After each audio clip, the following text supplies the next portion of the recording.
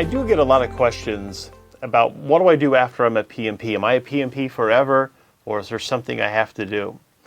Well, you have to maintain your PMP. So right now, if you are not a PMP, this isn't really something to worry a whole lot about. Just know it's coming after you pass the exam, and you will pass the exam.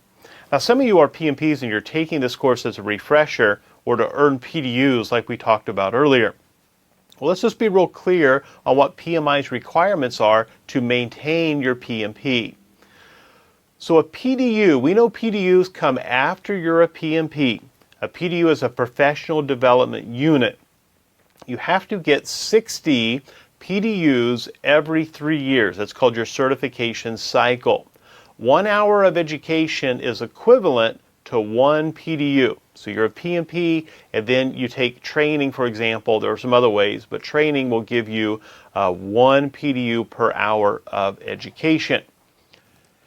PMI's created this talent triangle to describe the particulars of education we have to have in 3 different categories.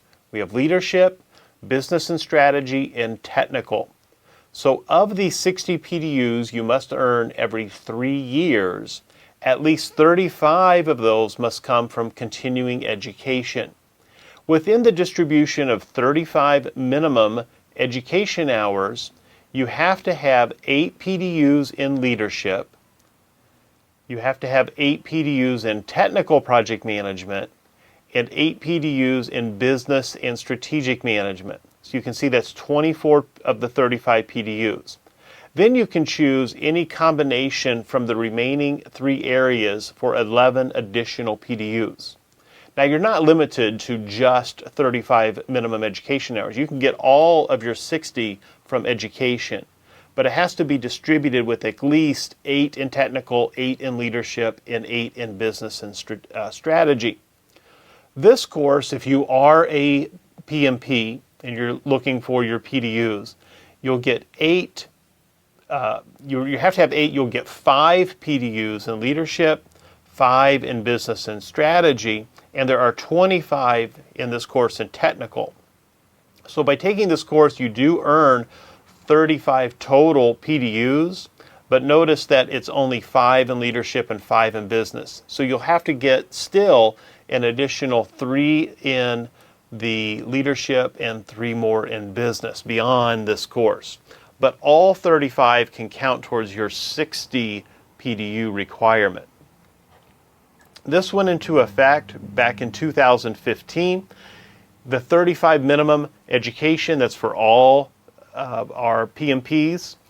25 is the maximum PDUs you can earn by giving back. So giving back are things like volunteering or working as a project manager. So you can only have a maximum of 25 giving back PDUs.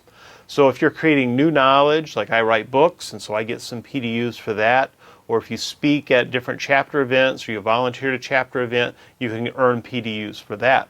But you're only allowed to earn 25 total. So you have to have 35 in education, and then you can give 25 by giving back.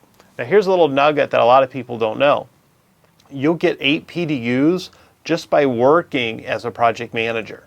So you can have up to 8 PDUs just by being a PM. So there you go. That's a great way to get 8 PDUs right away.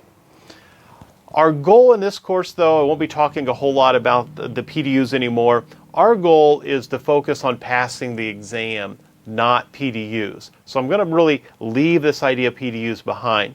So if after this course you want PDUs, I have other training that's online that will help you earn your PDUs.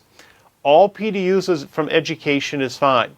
But first things first, let's focus on passing the PMP, and then we'll worry about PDUs later. I want you to use the memory sheets. This is a resource that is part of this course that has everything that you need to know. So use the memory sheets. It's a really good way to follow along in the course, just a quick way to reference processes and whatnot. So if you've not downloaded that resource yet, I encourage you to do it. All right, keep moving forward. I'll see you in the next lecture.